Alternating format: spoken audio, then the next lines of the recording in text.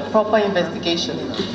Mr. Speaker, it is true that we have a lot of looted funds all over the world. Nigeria still, up to this moment, does not know how much we really have and how much we are seeking to recover. We don't even know how much has been recovered. We don't know what is being done with the looted funds. There's so many questions around these looted funds. However, Mr. Speaker, this is a very serious allegation.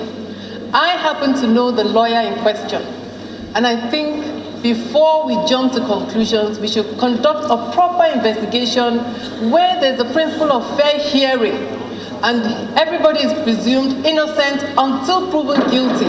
So, Mr. Speaker, I want to urge us to have that investigation, conduct that investigation, but let it be with a very open mind as to, so that we really know what role Godson Naka has been playing in this process. I think there are two issues here. Yes, we should conduct the investigation, but let us know also very clearly what role Godson Naka has been playing. Thank you.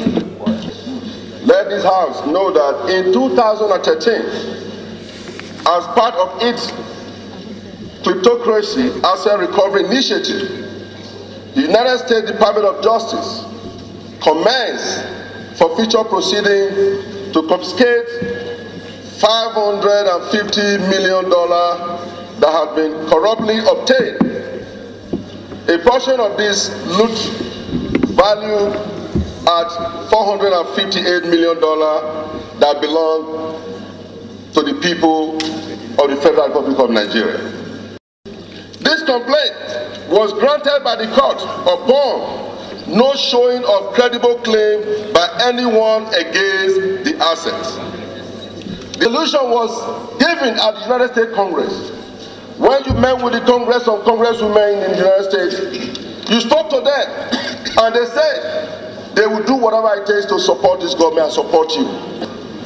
It will increase our production because most of the raw materials needed are cash crops like cassava that will be used in the course of producing this very biofuel that we're talking about.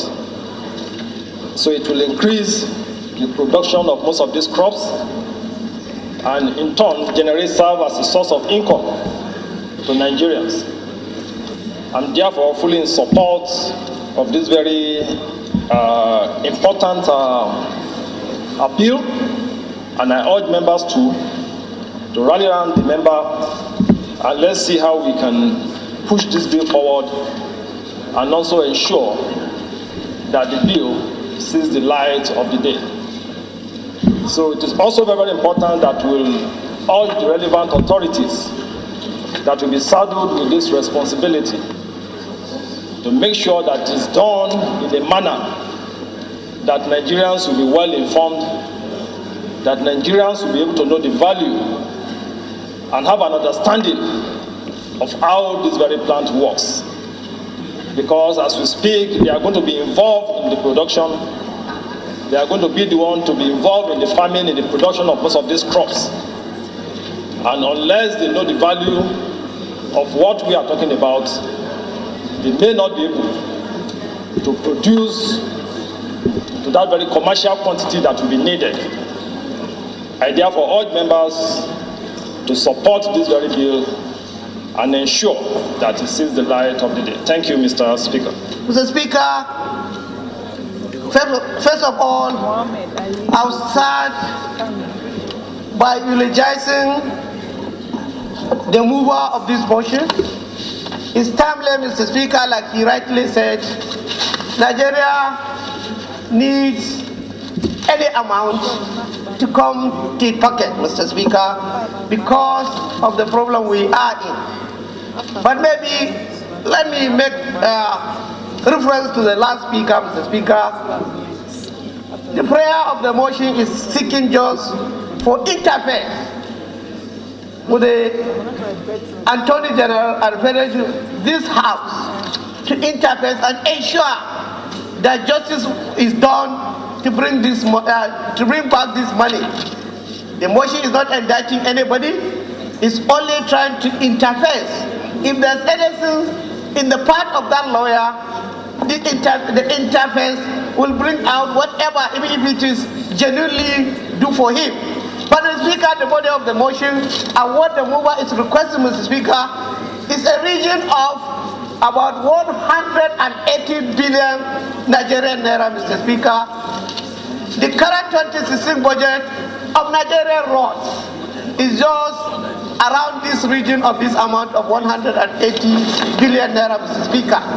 If Nigeria can get this 180 billion, Mr. Speaker, through the intervention of this House, Mr. Speaker, which is even part of our legislative agenda, Mr. Speaker, to ensure that equity, right thing is done in this country so that this looting, Mr. Speaker, will come to an end. Mr. Speaker, like the mover said, that this money is already waiting for certain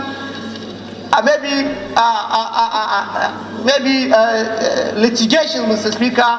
If there's interface with this Nigerian House and the Congress of America, maybe we'll look at all those gray areas, Mr. Speaker, so that to fast track bringing back this money. So, Mr. Speaker, I wholeheartedly support this motion, and I urge my colleague to support this motion in follows bolos. I so move, Mr. Speaker.